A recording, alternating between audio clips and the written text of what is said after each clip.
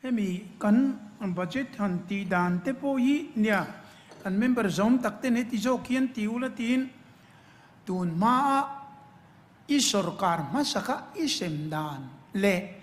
congress te pon sarkar masaka an semdan khan ti ula department a yen ti yen pe thia ula hetia finance SCDPMO hetia a hloma ti lo yen a thalom ni ti ron rot na te po khauma hetiang te chuan financial dictator in ngota lom ti kha adik na lai tak pe cho omanga amara su kan riat tu chu ke yang ai dan chuan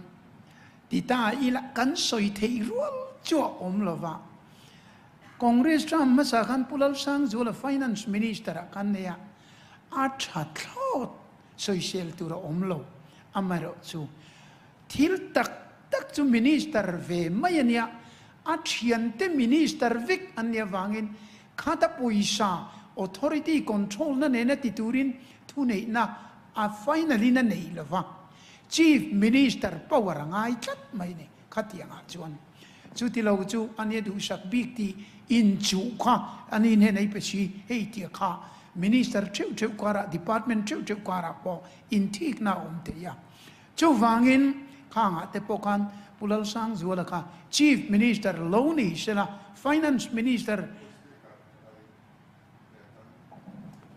house leader zom takhi experience tam tak loni to the personal opinion akha genuine tevin min rilla ka doela hiani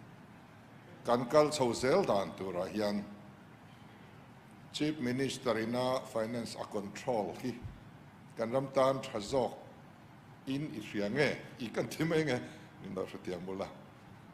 tun ma finance minister ran kan nei angkha ti lai kha ama experience atangin un kal zel tan po kan ma mo tlan keringa mandeu khan soi thuak to ma sengin experience atanga in advice kha atha dia ka khet du khom mai a khlai kha nia kan soi don cha ai entir na ka zuklani chu ven pusang zuala finance minister chuan atha to ani rin lel na po kan nei lo tak amai ro chu thu nei na to anei lova mit mei ventur chief minister al nei chu wangin ani khan amang an zia kha sang khat zakwa somkwa le pasari emni khamia athu soya po kan sumli bat hemina satjeyi damokulangun namin ka ngonga atina ni tika budget speech ni ka ei a copy po kan na ni ani po mang ang ve ni chu wangin kha thu nei na top nen a finance ka han chalai se la chuan khatiang kan alut mi in karing lo chu wangin ka lo experience to chuan state lian pui west bengal te maharashtra up te chuan na tamlu tu ka chief minister in en shen anilo finance minister an nei emo cm point lo keng ma se finance ma pui tu tur a chiam nge yangai amar chu ke niang state te tak te han en ila I arel fil po all em dik tak chuan tu te ne mon tiang in ke niang state te a chuan tai mataka chief minister hi submarine commander anga akil tin riat pri anga yani chu tiang chuan efficient administration a omari chu tiani lo chuan I finance minister dang neila tunang kan poisa crisis ate kan chief minister ngai tuana telo chan tu manan tingam don lo reng amai ro chu kei chu apa beretop nakania chia ta thating kamo ania midang bel turanom chuang lo chu wangin kei chuan state liana chuan katilo thuranani kei niang state te kan finance po claim thama chuan chief minister hian finance a en kol ki tha katia kei point kala en culture chara amaro chu enge motila min puitu tur minister of state emo minister pang ai mo po an omaka chu atha kati thova amar chu financer chu atop na chuan chief minister ina a en kol hi kumsom amasa kalau en kol towa tuna yan ka en kol chole meka har sat na lian alo thlen pei chuan midang tan khoi kha a hre om tlat mo phur tu top ni lo tan chuan chu wangin kan member zom tak pudua zo na kha hei tha ka tiang zeling ka sarkara kan la culture chara tin amaro chule chu mi kaninang lova kei chu ka sarkara chun finance minister dang dei tha ka ti minan ti point a tha ka ti thova amara chu efficient kal tur chuan chief minister chuan finance a en pui phak nge chung ko budget chu pa kha a thu tur ani ti a kha chung ko pa ngai po adika kha tha ka ti ania engpo ni se chu tianga kanan ti po chuan tu na po ka soyang kan kan general discussion a conclusion ka soyang kan tu na po kan member zom tak ten in ron soi department in na thon na turan nei lo hei pon nei lo ti kan dike eng po ni sela tu na chuan an ma mo zual pui tur i han pe potang lo te establishment le thil ma mo zual pui pe pot ila chu tinga kan ti zo abang hi ing sang e kan la nei chu mi chu en ting e a hlomin kan sem liang kan tia hei kan kala ti fu kan in ti kop mai in chulawa chun nia soidan hi hei kan leipa te poka ke ni po kan ni ve thova opposition kan ni lai kan congress sarkarina vaibel che sang ni leipan nei ka chun kan soina sakop maya tam lutuk in tinin chu ti ja tin kan ba tia han au pui ve viva maro chu kanan rechianga state lian tele midang kan ke ni ai gan lo patam dai maya khamia kha ania ke ni point kan opposition lai ka jong kan au pui ve thova chu wangin minan ti point kha chu ka thiam thova amar chu tu na chun hei kan nei vika karon sem vik kania hei north east state apo ke ni ai patlim chu Sikkim ante rim ni ku chu Sikkim kan patli mati lu chu kan aya batam vek kan lo nia chu wangin kha kan member zong tak ten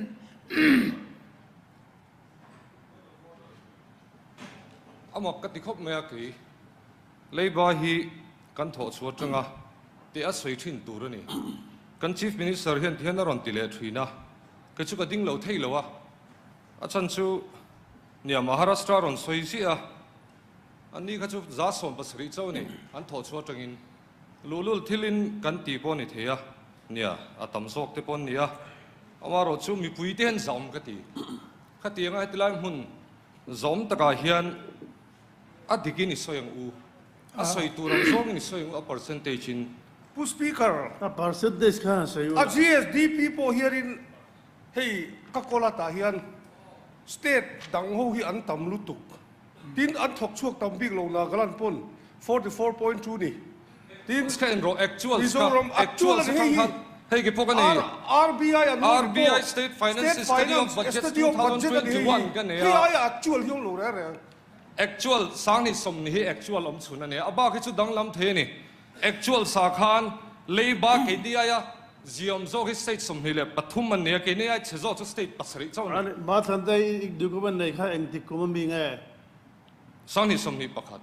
Nang pu boy ta kha eng tik athar mi be nge. wena ka download chapa ka print ani athar khop mai he chu sang ni som ni pan hi chu be ani dang lam le the ni actual se hi en tur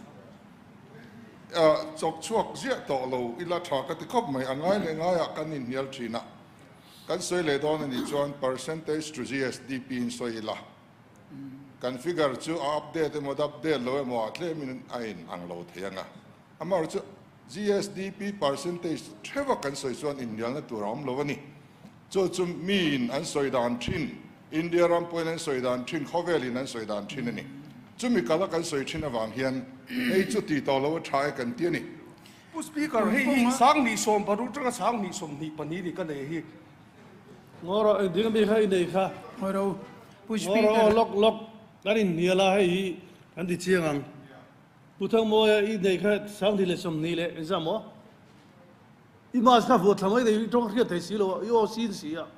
Bo chap. sang ni som paru chang in chana sang ni som ni pani BE theng ani e speaker chú ta chút percentage gì kem percentage ni loin GSDP ani e o a percentage sang pon ka state o heta hian Andhra Pradesh atanga all state le UT zong zong om vek ani Mizoram hi ani claim pol ani e speaker mà to cái ole chú na kan du mai ni a percentage kan ron soi ro se a de na berker Maharashtra leng hal phei ka chu an diam ke ni ai diam an ya chu chu khati zong khati soi thina ngu Chief Minister, Finance Minister, the House leader on the Adwang Zong and Soyang Chumale. speaker chuan money khan an soi ti re ga percentage khan soi ve bai silan khiat chu Adwang Soyang Chumale. soi dan thin ani lova Members dinga soi dan thin ani lo na lo dictate thei lo demi. Finance Minister ho soi kan lo khe cheu iden RBI soi dan thin ani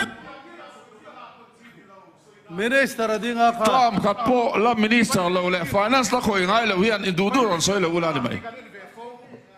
ngoro puchama khat puchama kha senior ani lo ang lo lok te puchama senior ani finance minister to ni speaker to ni boka phung chagin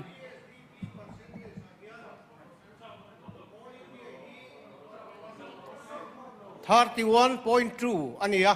ngoro bulletin Mizoram solete po hi 31.2 chiani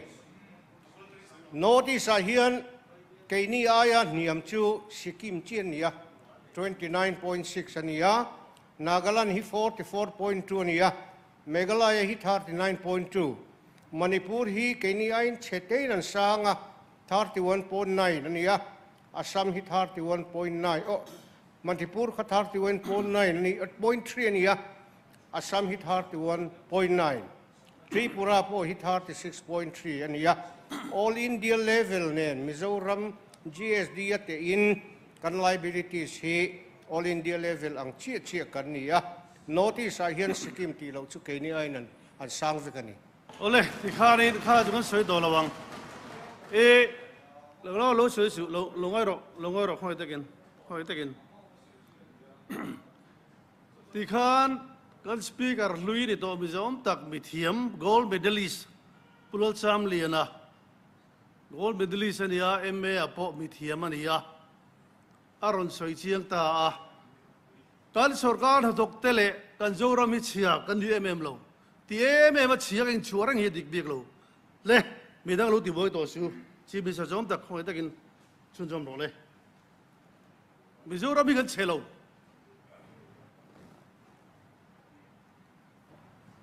ale pu speaker soi du dan sin ya maya leiba zong ka state tin batzat ziak tha a oma ka ka ta tangkan state zong om vek ka ka tu piang in soi sela a percentage chu na boka a do piang in GDP percentage in soi sela chu ni mai chu wangin engle kole Mizoram chu atam lo rim a enga pokan chu wangin batame me manga anin soi tur kan ni love ti ka ke ni po opposition kan ni lai kan soi tam kan tuma mar chu kan anin tak taka alo tam mia lo maya kanun lai po kan vai bel se sang thum ver kan kling chowa le lamina tam lu tu kan tia ka chu ti dan pang ai ni ye ale soya kan kaldani tha kang u aron tia amaro chu ke ni chuan kaldan thak zin luat tuk hi kan lau perania chu wangin ti dan pa ngai kan neya ei kum som ruk tiang chuan kan kal to a chu wangin kan kaldani kan thak zung ve le thei lo vani ti chuan eng poni se pathian mal som na kan don na ponianga hei chen kan dai tak na hi chu ti hiania chu wangin kan pathian tran puinen thei to pin tran kanan la zenanga ei